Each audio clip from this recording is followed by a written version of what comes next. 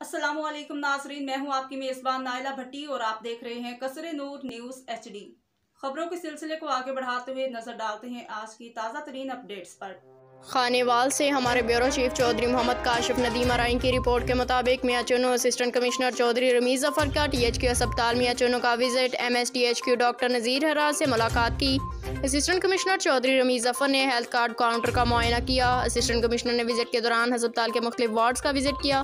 Assistant commissioner ने मरीजों की इयादत की और दरपेश मुश्किलात के बारे दरियाफ्त किया।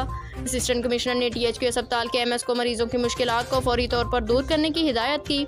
असिस्टेंट कमिश्नर ने स्टाफ की हाजिरी चेक की। मरीजों के इलाज के मामले में कोई कोताही बर्दाश्त नहीं होगी। Chaudhry Ramiz Zafar assistant commissioner Mian Channu, allied press club registered, all Punjab Mian चुनू।